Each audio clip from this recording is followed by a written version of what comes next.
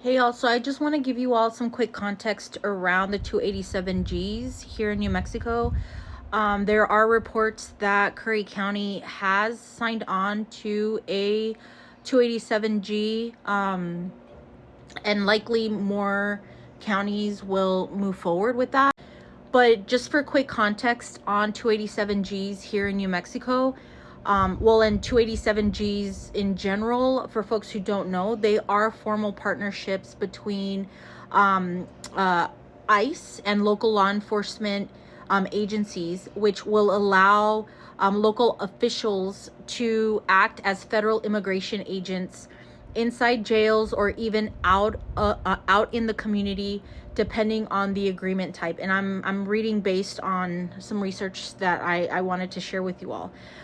Historically speaking, New Mexico counties like Otero and Lee County have had 287Gs agreements in place since even the Obama administration, as early as 2013.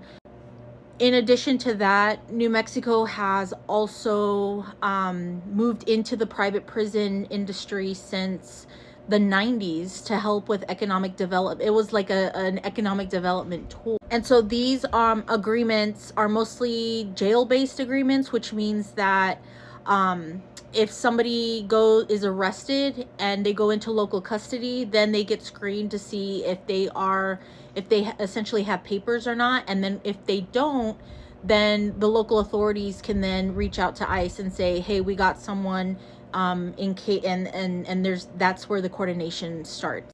But again, this isn't the first time. This has been happening even since the Obama administration, and Obama actually expanded that, and now the Trump administration is deepening that process. When the Obama administration started or implemented or expanded these 287Gs, they were part of what they called targeted as part of the secure community strategies. In practice, they were saying we're only going to target criminal immigrants and build, which eventually led to that deportation machine under the Obama administration, where he deported so many people during his administration.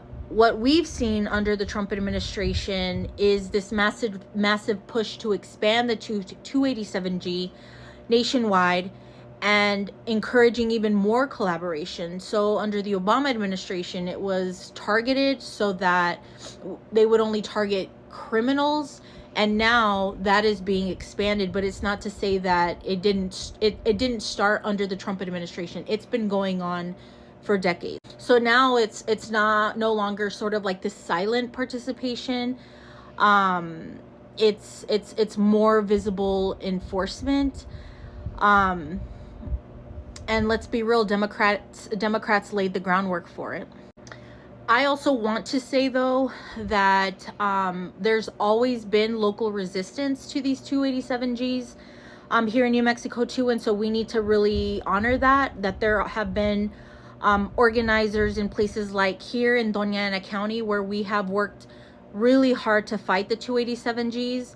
I know that in previous years, the sheriff's office here in Doña Ana County previously tried to explore the 287G, or were involved in sort of data sharing programs, but we worked as organizers here to stop that. And so it's not to say that it's not possible to put an end to this. And yes, I agree that there should be some sort of public input or community oversight, but a lot of times they don't. You have to be in the know. And so if you all are in Curry County and you're needing some assistance on how to organize and mobilize around how to put an end to that, then just please know folks in Doña Ana County and other places around the state have done this type of work.